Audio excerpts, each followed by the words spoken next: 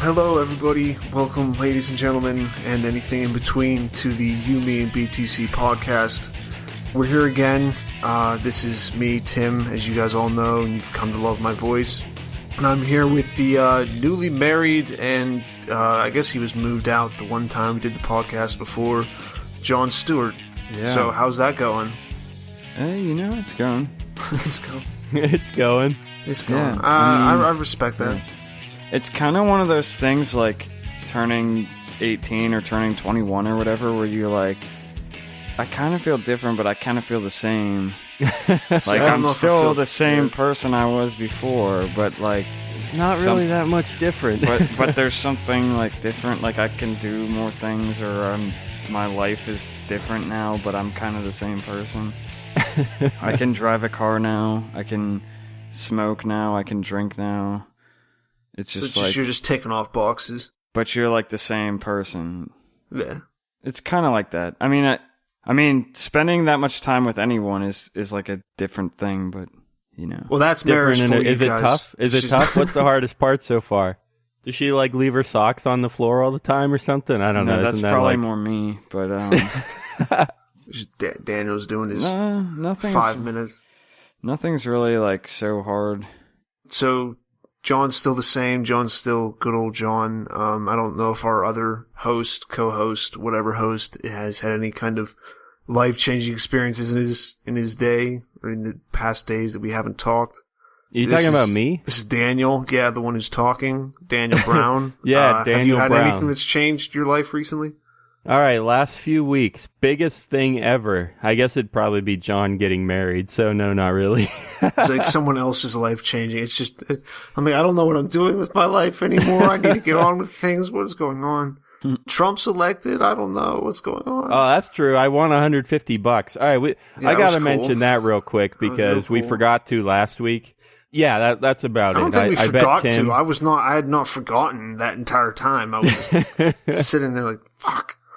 Please don't bring it up. Please don't bring it up. Please don't. Yeah, I dominated Tim in that election. I got 3-1 odds. I was betting on Trump and I won. So that's the biggest life event I've had in a while. So there you go. Again, pawning off of other people's accomplishments and changing their lives. But anyway, that's Daniel for you. So today we're going to be talking about a few things. We had a little bit of something stirred up on the Twitter webs over one of Daniel's posts again. I think this has been the most active week we've ever had on Twitter. And even the whole month has been a little better than average. But the last week, other than maybe Cyril Blank tweeting us and then getting into arguments and tweeting us more. Other than that, we love you, Cyril. But other than that, this last week has been crazy. People arguing about BeCoin and whether or not it's trying to take down Bitcoin, which, yes, I said take over in my title, but I know it was pushy and all that stuff. But whatever, we'll get into it in the second half of the show, I believe, unless I die or something. So we can all be so lucky. But, so we're going to be talking about that for a little bit. Daniel's going to get on about how great it is for you guys to talk to us, even if it's ignoring us and just arguing amongst yourselves. But then we also, as a main part for this episode, at least unless we run out of time and it ends up just being 5 minutes, but a country in one of the continents where most people think a lot of Bitcoin, or people think that Bitcoin has a lot of untapped potential, especially in this continent. We're going to be talking about a country there. I'm not really sure why I'm introducing this like a why like a is news it segment. a country and one of the continents? Well, like you could just say Zimbabwe. Because I didn't want to say Zimbabwe because in my head I was going to try to we're going to talk about it. There's going to be a break, but we're probably just going to go right into it. So yeah, in Zimbabwe, Tim's good at teasers, but he does them 5 minutes into the show instead of right at the beginning. I tease it right before it happens. I don't like to keep people waiting. But yeah, Zimbabwe is, I don't know if the country's considering it, but there are definitely a lot of people in Zimbabwe who are already using Bitcoin, I'm sure, are looking towards that becoming more, widely used in the future. They're predicting that would happen and that there would be some kind of a national national push behind it. At least that's what I'm getting from the top of the article.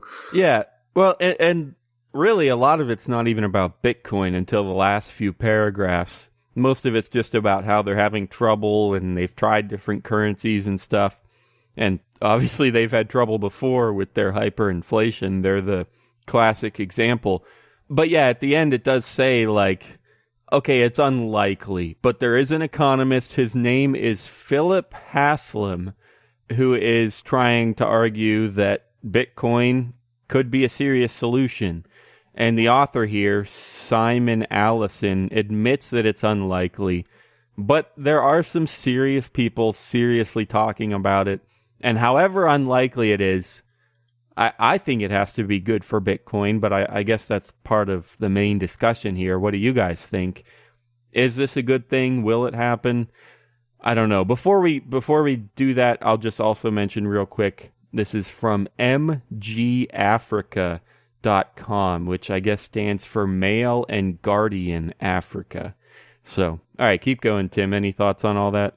Yeah, most of this article, and I looked up a couple other articles, are mostly just saying how kind of fucked up the situation is in Zimbabwe as far as they use this currency here, they use this currency here, they interchange this currency for this, because yeah, exactly. they don't really have a regional currency, and that's partly because of in 2010 there was a deadline that had to do something before this deadline to start a regional currency or to keep some kind of regional currency, but the US dollar, which is one of like four, I mean, they say there's there's a lot of different currencies they use, but the main ones are the euro, the Botswana pula, the South African rand, the Chinese yuan, and the top dog right now is the US dollar. Right. And that's relatively recent because, like you said, Zimbabwe's been having trouble with their currency for about a century. Actually, I don't know if you said that, but I read that. For a century, I even have one of the $10 trillion bills that they started having to print because some silver website had it, and I was like, that's cool for $5. So, and it seemed they've gone through just cycles where they end up with just really high inflation, and then because of that, one, people aren't able to afford things, but also besides not being able to afford them, there's literally just a shortage of cash. Yeah. So people end up, the desire for something that's not physical, or the need for something that's something that's different from currency in general and just cash, because they're, besides just Zimbabwe just flooding their country with I guess a printing press, just starting one of those up, just starting a currency, they want something that actually has value, because people don't have any money to even spend on anything, because they just, there's just some kind of a shortage, which is hard for us to imagine here. Well, right. I think that's one of the biggest takeaways from this whole thing, is that it's a perfect illustration of the difference between having your own currency and your own printing press and using someone else's currency. Because if you have your own and a printing press, you're set. The U.S. is set. Okay. And I'm not saying this in a good way. I think it'll all come tumbling down eventually for fundamental reasons and whatnot. But it shows that there's a difference. That if you can print your own money, then it's just like, money, yep, debt, okay, here's some money we just printed. But it's an entirely different story when you're using someone else's money, which has some value, that you cannot print. That means if you need cash, you have to actually get it, and you have to actually provide value to get that cash, regardless of whose it is, whether it's the Chinese yuan or the rand or whatever. Or a rand is something they're actually considering using. It's a South African currency. Okay, regardless of the currency, like a the euro, style. the dollar, whatever it is, if you're using someone else's money, then you have to actually provide value to get money. I mean, it's that simple. It seems so common sense. Oh, if you need money, then you got to do something to get the money. But I think this is a great illustration of the difference there, because it's true. They do have to actually do something right and good and valuable to get the money that they need. Whereas in the U.S., it's like, oh, here's some more U.S. dollars. Anyone else want some? Yeah, I mean, because everything's kind of just out the window right now for them. I don't know how much sense that made. I guess I would say it's a good thing. It's a problem, and they're going to have to solve it somehow. But I think they're doing the right thing. I don't want them to make their own money. And I think that's why Bitcoin is a solution, because it's not their own money, and they can't just print more. It's actual scarce value that, again, it's a long-term thing. It takes a lot of fundamentals kicking in, but if you have an actual scarce asset that people everywhere are using, it just makes infinite more sense than printing your own money on demand. It doesn't make much sense for the average person, but the people who are going to make kind of decision like that, it makes sense for them to have control of their own currency.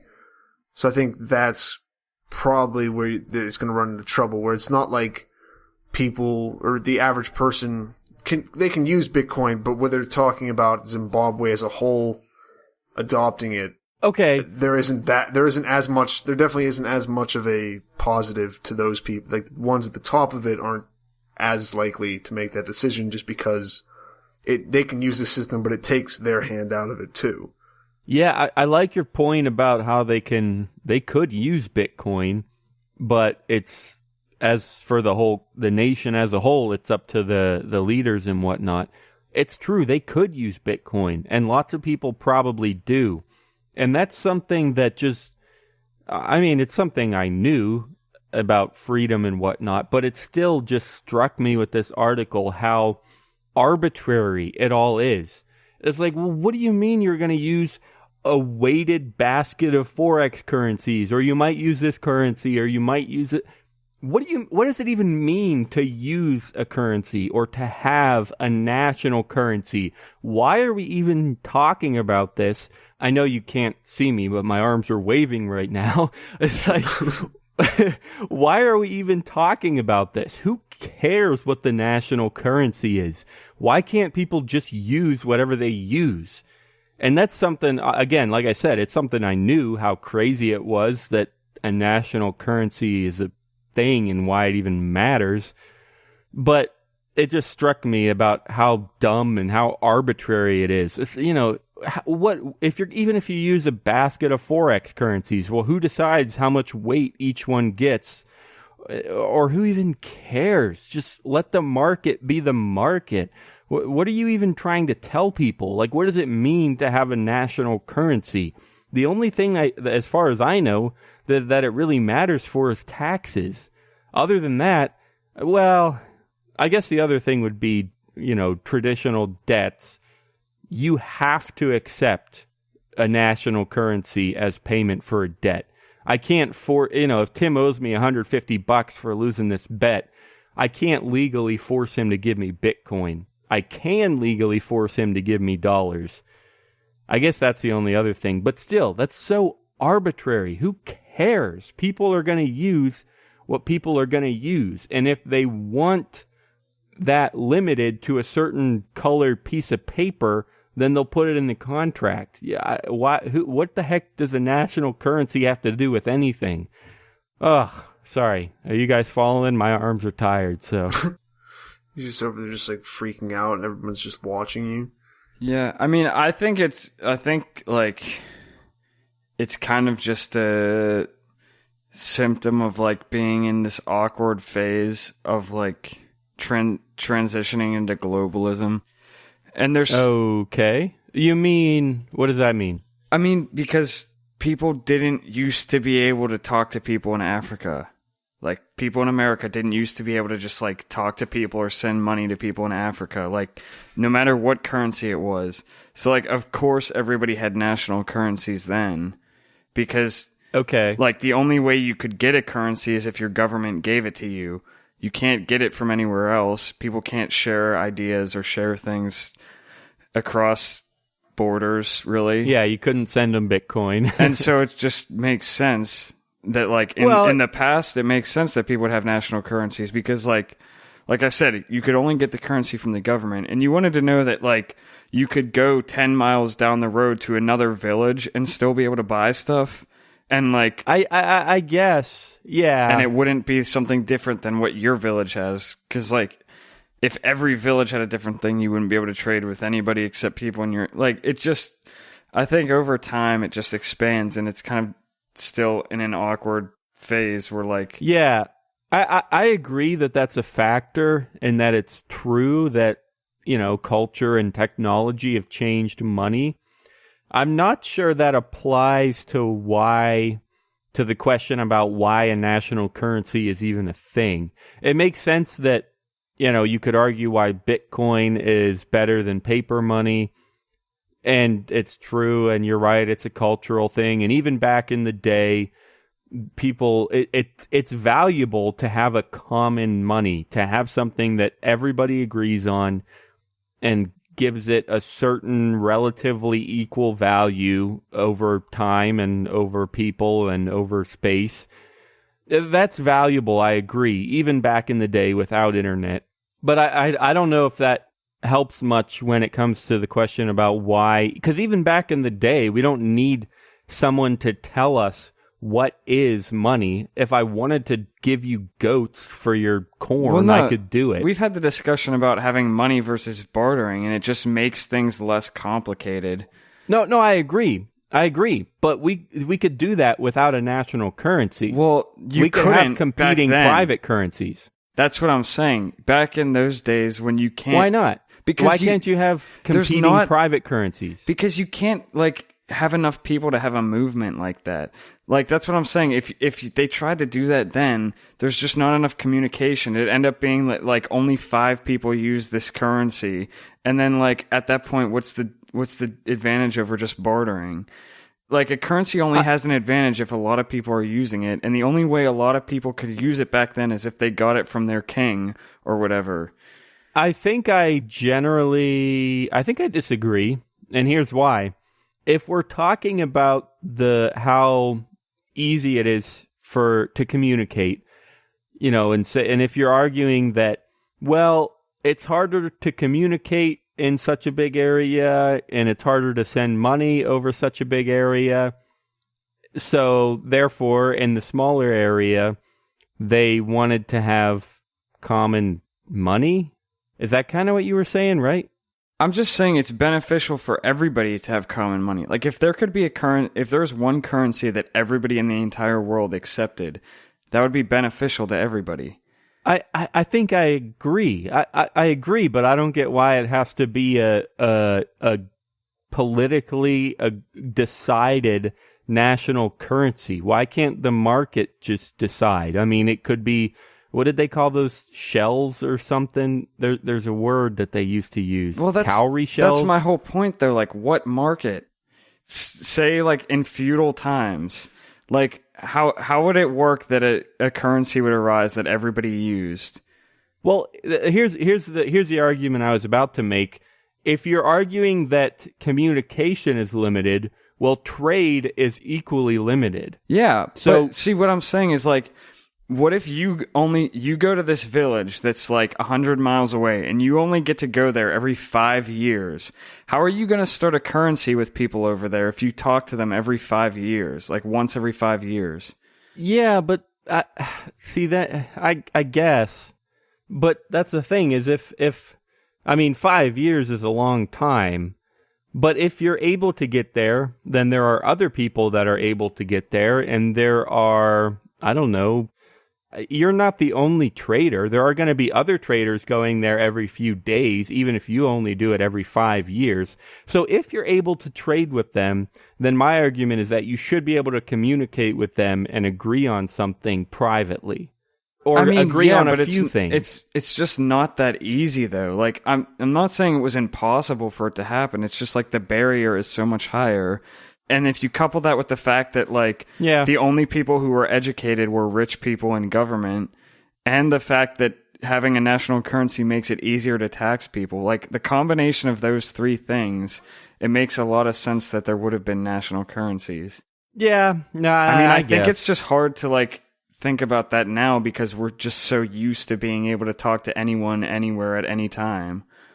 I mean, it's hard for us to think that way, as far as like just imagining that, like just over a hill, you're like, oh, what the fuck is over there? I've never been over there. I mean, like like we work, and it's like people, I drive an hour to work. It's like what, like you think of that. It's like the way that's just from the 50s, just being able to just drive around. But then you add the internet and everything, and I don't think we can really understand that at all.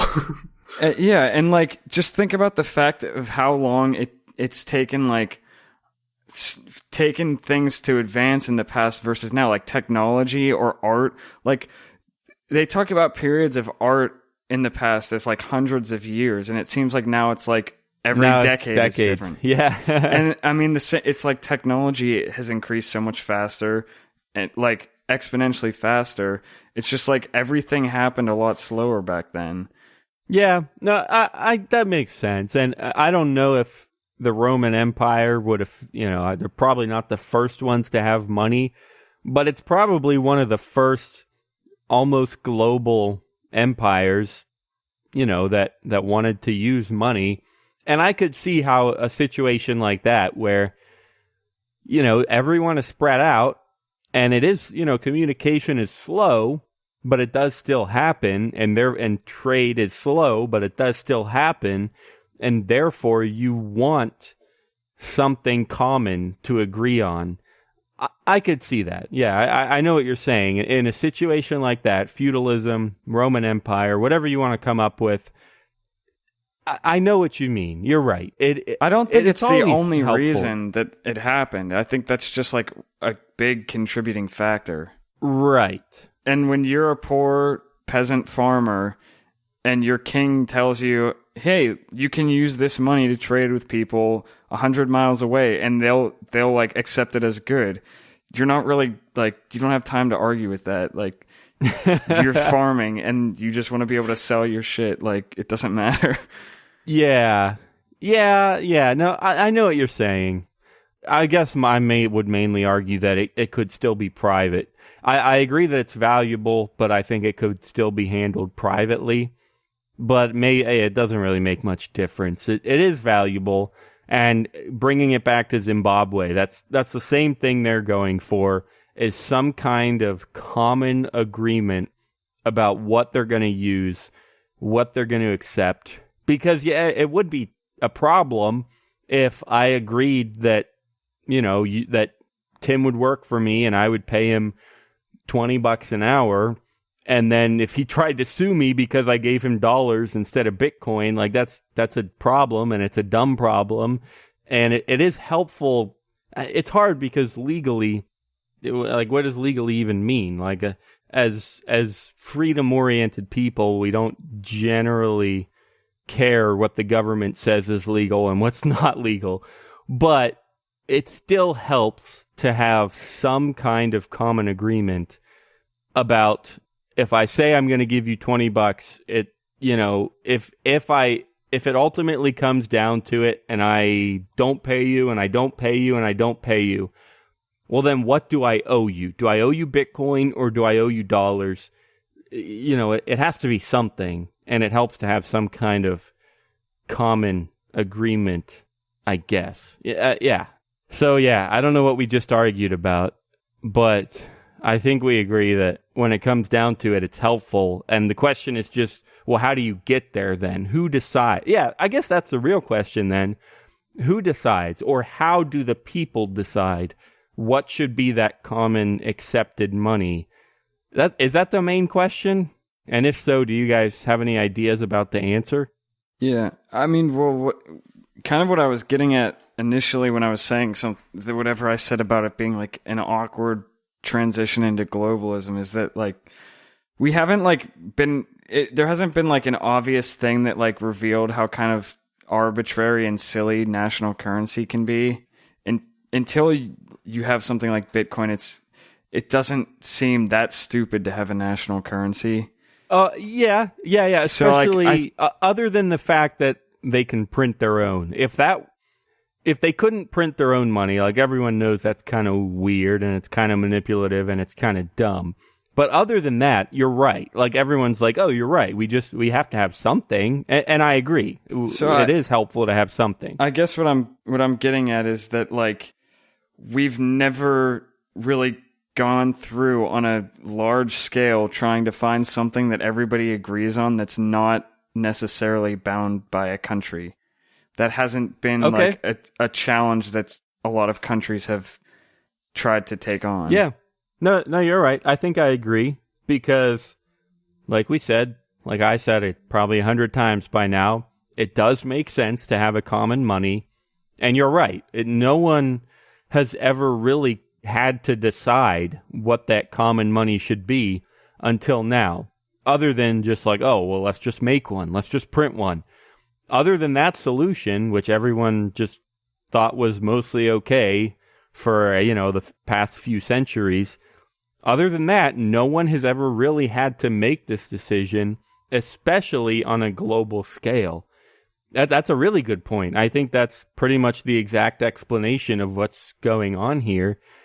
And the answer, again, just like I would say about old times, why can't it be done privately? Well, I still think it can be done privately.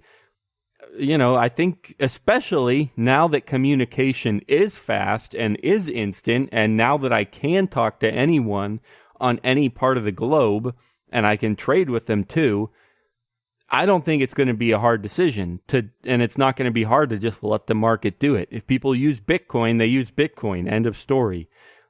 And I think it's incredibly likely that will be what they use for a long time. Not forever. It'll go away someday, of course.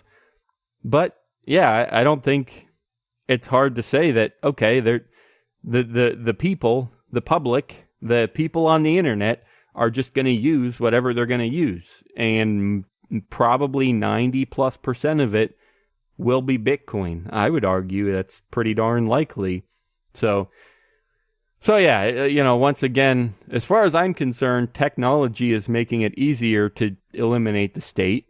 And I think the market will just decide what money to use on the internet, however it wants to. I don't think there needs to or will be much of a national currency discussion other than some fringe stuff like this. I don't know. Hopefully not, but who knows? We always like to fuck with things. We tend to, I don't know. I feel like the questions that get brought up are normally normally more stuff like this, or like people freak out about this stuff. I mean, that's the thing. Like, yes, they're going to argue about it for months or years. The politicians are, and they're going to, make decisions, and a lot of it's going to be arbitrary. But ultimately, nobody cares. Even the people of Zimbabwe, like, if they don't trust the Zimbabwe dollar or whatever they have or make or use or come up with, they don't even care. They'll just use whatever they think they need to use. End of story. It's still the market. Even if the government tries to step in and do X, Y, Z, nobody really cares anymore. It's not like the king says this and your head will disappear. I mean, that still can happen in a lot of places, in a lot of situations, and the threat might not be your head going away, but different threats about imprisonment and whatnot. But compared to, like we said, like we've been talking about, compared to a few centuries ago, nobody really cares anymore. They'll just use whatever they want to use, and nobody really cares. Does that seem right? Yeah, I mean, they'll use whatever's easiest normally. So I think as long as the government doesn't do something where it's putting so much pressure that whatever it is becomes too expensive to use versus something that's legal and something that's more just easier, more it takes less steps to use and it's not dangerous, people are going to use that. So unless the government puts specific pressure on that thing and does like taxes against it, you're still going to get hardcore people using it. But if they put pressure on it, I can definitely see people just not being interested. I feel like that's probably what's going to happen in Zimbabwe. They're probably going to get a decent push to just use the dollar mostly. They already use the dollar. I think that there's going to be more of a push to keep it like that, to keep them. Well, how are they going to function then? They don't have any cash if they try to use someone else's money and they don't have any money. It doesn't matter how they'll function, Daniel. We need dollars moving. I mean, that's a good point. I mean, it might just be including them in some kind of central bank blockchain technology, something more like that, which does away with the physical part of the dollar, but just hook them up with zeros and ones for dollars instead.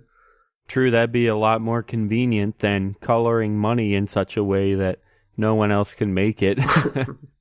But I do think they have a chance here if, as long as, especially the U.S. government doesn't jump in and do something, which I don't know how they view Zimbabwe is, and if it's like well, we need to keep this open, we need to keep ourselves in control there. That might not be the case in Zimbabwe, which if it's not, then I am kind of hopeful for them. All right. Everyone's just I'm like, hopeful what? for I them don't even too. know what you just said. They're people. I hope they don't die. I hope they have some kind of money and can continue to function. I hope and they don't just die in a ditch. Build things and make things and live lives and love people and laugh. All right, sorry. That was a little too far, but you know. That was a little too far. No, you're right. I mean, I think it still comes back to what I said. I mean, nobody cares anymore. I mean, so whatever they decide, they'll decide, and people, and we've said this before on the show, but life goes on. I mean, the worst thing that could happen is war, and even then, a lot of people just run away and still live. So not everyone. You're right. It could be even worse. But in general, life goes on. There's not that much to worry about these days. So anyway. I don't know if that's necessarily true. I don't know what he's just been saying. He's like, it could be bad, but you're right. It could be worse. I was like, what? He's like, I guess there's not that much to worry about these days. What? Everything's good. What about the Zika virus? Well, you know, people move There's on. Plenty Life of goes stuff on. to worry about these days. We cured it. It's done. Yeah, I think that was an outdated reference. But It's back to vaccines and All right, autism again. We're ending this, all right? We're going to come back and talk about something else. You're done. YMB and BTC is your Bitcoin and Liberty podcast. Cryptocurrency decrypted. We're sitting down with Mr. Jason King. If you want to with the government, feed homeless people, man. Jeffrey Tucker. What's possible in the Bitcoin space sounds a little like science fiction, but if you wait enough time, it becomes a reality. Angela Keaton from antiwar.com. This is what the United States does. It involves killer robots. For Bitcoiners, this is a way to get around that. Subscribe at YMB and BTC.com. All right, guys. So we promised we would touch on, I guess just kind of cover the Twitter discussion about BeCoin and you know, which is created by Purse. We talked to Andrew Lee last week, and he did a great job of telling us what BeCoin is and what they're working on and what they're doing. And in general, I think Tim and I were both there. No, John. But I think we were excited and supportive. We thought it was cool and interesting. Now, part of that's just because that's how we are. We always are with guests, because it's hard to be mean to someone important that you're interviewing. well, and someone whose website you basically worship. Yeah, purse.io. Save money at Amazon. Learn how to do it. You, me, and btc.com/purse. Got to fit that one in there. But yeah, I guess all I wanted to share is kind of what went down, who said what. The first thing I'll say is, and I'm not even making an excuse. We've already made our excuses. We did a whole episode about clickbait kind of before. My title was a little bit pushy. I know it. My title said something like... My title said something along the lines of, will BeCoin ever take over Bitcoin? All right, it sounds kind of pushy, but to be honest... this isn't even an excuse. I think it's just a fact. I mean, it seems possible. Not in an aggressive way, and I tweeted this a bunch. I don't mean anything aggressive. I don't mean that they're fighting with Core. I don't mean they're trying to change the protocol. But, just like we said last week, it's a pretty cool idea. It's nice to have a full node that is completely cleaned up, a lot more efficient, cleaner code that's easier to update. And actually, I'll bring John in here to talk about this some, because that was one of the main things that came up last week was just talking about how, what this is a cleaner version of Bitcoin Core. It's faster and it's more organized. I guess that's the main thing, is it's just written. And we've said before on the show how Satoshi was not the best coder. And he wrote it in C or C++ or something? I think it's C++. Java. Yeah, probably. But Java is a newer language, and a lot of people prefer it. And I think that is exactly something that John can comment on, because from what I know, he uses Java all the time. So what do you think about that, John? What do you know about clean versus unclean code? If you're unclean, do you have to leave camp for 14 days and say 7 Hail Marys or something? Well, BeCoin it's JavaScript, isn't it? Not Java. True. Yep. Correct. Yeah. Yep. Okay. Yeah. I just was making sure, because that's what I thought it was. But unfortunately, I wasn't here last week. I wanted to be, but wasn't able to. I mean, yeah, the place where I work is a really big corporation. And so, it's all enterprise. Corporate sellout. Yeah. Well, sorry. I mean, it's all the development is enterprise stuff that, I don't know. That can be a bad thing, but I think recently, especially at the place where I work, there's been a huge push where people have been realizing that you need to write good code, because people 20 years down the road might be using it. If it's at if it's at this big corporation, it's not that easy to just rebuild everything all the time. So stuff kind of you get trapped with old code, right? And oh yeah, I think over years people have realized what stuff sucks to look at 20 years later, and what's hard to maintain over that long of a period. So yeah, I mean, writing clean code is a big thing. And when you're making an open source library like this, if it's not clean like that, it's just going to die out really quickly, and people aren't going to want to use it. Yeah. I mean, that's what I brought up. Now, in my company, it's a little bit faster paced. For us, old code is a year old, but it's the same thing. If it's unorganized, it is mind splitting. It's so hard to fix or change or improve or anything. It's just so hard to go through messy code. Even if it works perfectly, it does exactly what you want it to do. But it could still be a disaster because you can't understand it and you can't improve it. And there's also there's two facets of writing bad code or not clean code. One is just being able to read it and understand what's actually happening. And the other is the fact that there aren't these weird things where this line of code over here affects what's happening in another line of code all the way over there. Yeah. And if you change this one thing, you're going to have to rewrite hundreds of lines to make the whole thing work. There's stuff like that. But then there's also just, like I said, being able to actually understand what's happening and be able to read it. So it makes a huge deal to have something that's well written. Yeah, that's something that goes through my mind fairly often. So coding is a lot like math, and one of the ways that applies is that with math, there are infinite ways to write an equation, literally. I mean, you could say 1 equals 1, or you could say 1 plus 1 minus 1 equals 1, or you could say 1 plus 1 minus 1 plus 1 minus 1 equals 1. Literally, that could go on to infinity, and it all means the same thing. And it's the same way with code. If you want to set a variable equal to 10, you could do it at the beginning, you could do it at the middle, you could do it at the end, you could do it in this function, you could do it in this function's function, you could do it in this class's function, and it all means the same thing. But that means that being a developer, a good developer, is not just about making the code do something. All right, if a real professional mathematician at some university tried to publish something that explained how 1 plus 1 minus 1 plus 1 minus 1 plus 1 minus 1 plus 1 minus 1 plus 1 minus, how it all equaled 1, nobody cares. That's not helpful. If you're going to be a good mathematician, if you're going to be a good coder, It's got to be organized, and it's got to make sense. That's the main thing, is people just have to be able to understand it, see what it means, and work on it themselves and change it themselves.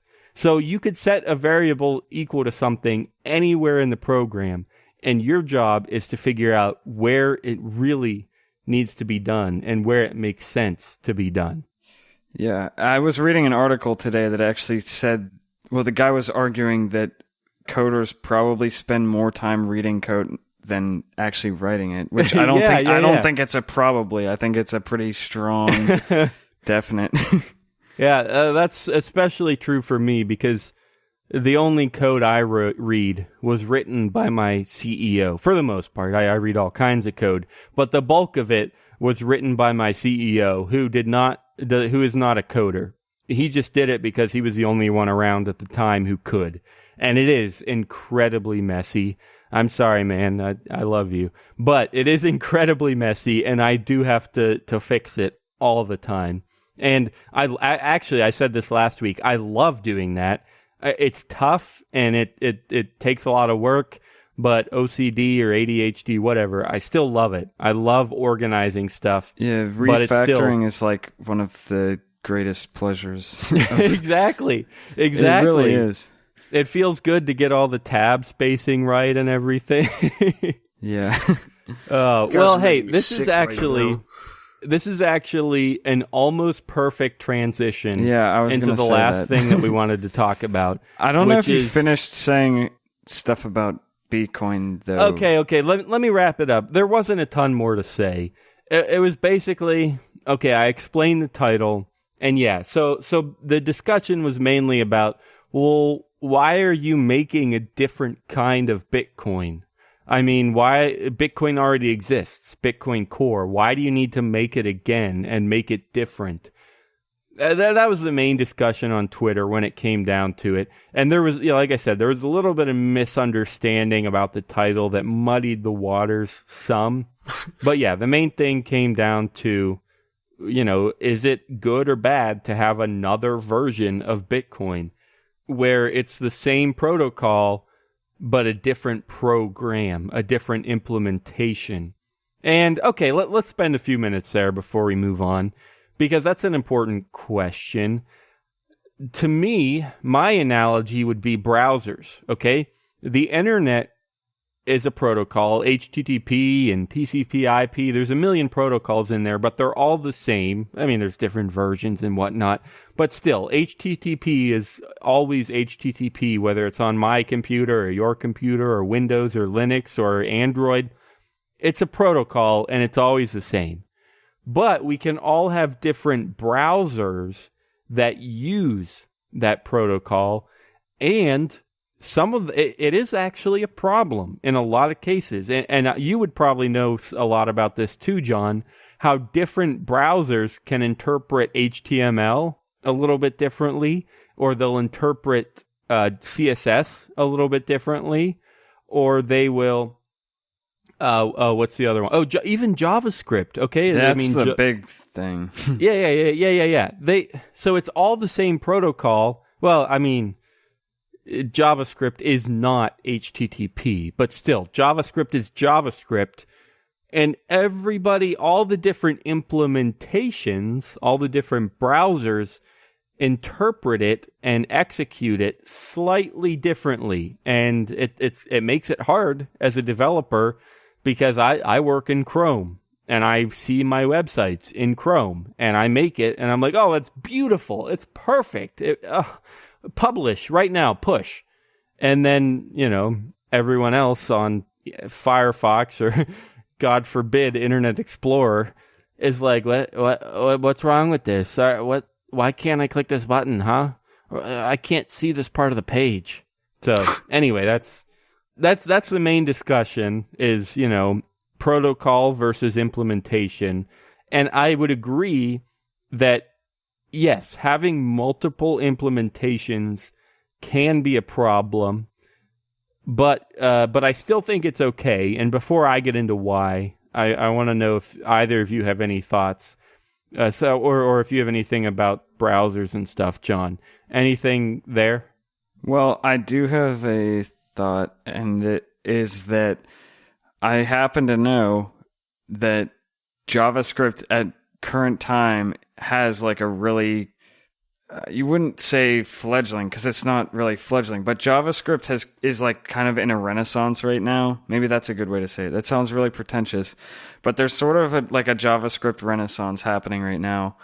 And there's a lot of people getting into JavaScript. It's like tons of stuff is going on. Libraries are being released in JavaScript every day, and tons of people are using them and trying them out and stuff. So just from that perspective, it makes sense to make different implementations of Bitcoin, just because, I mean, maybe I'm wrong about this, but I'm pretty sure that C++ doesn't really have the flourishing community that JavaScript does. It's kind of like a lot of curmudgeon old men like doing C++ at working at places like where I work. Yeah. And JavaScript is like really hip right now, and there's lots of stuff going on. So like just having a JavaScript implementation of it could actually help a lot more people get into Bitcoin. Yeah. Well, that's true. And not just get into using it, but actually get into writing websites that use it, or writing apps that do things with Bitcoin. Not just like using it to buy stuff, but actually developing with Bitcoin. Yeah, I didn't even think of that. That's a whole different factor that probably no one really thinks about. But yeah, it's true. JavaScript just has a more modern, more innovative community that does a lot more and innovates probably a lot faster these days. Stuff like that. That all seems incredibly likely. But still, I don't know if that answers the question about, is it bad to have multiple implementations? Let's say that Satoshi wrote his original implementation in JavaScript. Okay, would it be worthwhile for someone to come along today and try to write one in C++ or in Python or in Ruby or whatever else there is out there? Is that generally valuable to have another implementation that works on the same protocol? What do you think? Again, I have an answer, but I just want to know if there's any thoughts. I think if it's better, absolutely. If it's the same thing or worse, it's just annoying. But if it's better, yeah, I'm all for it. Okay, yeah. Well, I guess that's exactly it. Is you don't know until you make it and until people use it. If someone's making it, they're going to argue that it's better. All right, they're not going to make it if they don't think it's better. And because someone thinks it's better, I'm going to let them have at it. Yeah, go for it. Try it. Write it. Make it. If it's better, then tell other people about it, and they'll work on it and build more and use it. And if it really is better, then it really will take over, just like I said in my title. If it's better, it'll take over, just like Chrome took over Internet Explorer. All right, imagine the argument that we only should have one implementation is like saying we should have stuck with Internet Explorer, right? I mean, nobody ever would say that. Try something better, and it probably will be better if the old version is Internet Explorer. And if it is better, it will take over, just like Chrome has. So, yeah, that's where I would stand. And maybe now there's not much more to say. That's what I think. I think it's great to have competing implementations. So, Andrew Lee, I'm sorry the title looked bad, but to be honest, I completely agree with you. I completely support BeCoin. I'm not saying it is better. I don't know enough about it to say that it is better, but I am all for the idea. I am all for the people working on it, and I want to see what it can do. So, cool. All right. So I don't know. Does that wrap us up? Now are we ready to move on to one more coding thing? Oh yes, please give me another. Yeah, Tim hasn't said enough this episode. Now he wants to talk about coding. Oh wait. All right, go ahead, John. Yeah, I guess I'll do this because I was the one that told them about this before we started recording. Hey, I thought it was a good idea, though. I found out about it this morning from a coworker of mine. There's a website called Udemy, Udemy. I guess it's Udemy because I think it's supposed to be like academy, but you're learning yourself. It's self-paced. It's an online learning place, website thing. They have lots of courses, and we've been talking about programming a lot today. We've been talking about it a lot the last few episodes. The last time I was on, I think we talked about it. I think it's just been coming up more often. I know. Maybe we'll have to change to a programming podcast. Yeah. But anyways, they have a lot of the courses on here are programming. They have other stuff. They have office productivity. They have some They have some music stuff. I was reading marketing and thinking music. There's marketing, there's design, be it web design or like Photoshop. I said marketing. They have lifestyle stuff. They have photography, health and fitness, music, all kinds of stuff. But right now, as I speak, every course on their entire website is $10. I signed up for a course that used to be $200 for $10, and you have lifetime access. This sounds like an ad, but we're not getting paid yet. This is just, and by the time you listen to this, it won't be $10. They're going to raise the price of the courses every other day until Black Friday, I think. Yeah, so check that out if you want to get into coding or you want to take courses on anything else. We might be getting an affiliate link. If we do get an affiliate link, it will be the normal website of ours, /learn. So that'd be either youmeandbtc.com/learn or ymb.tc/learn.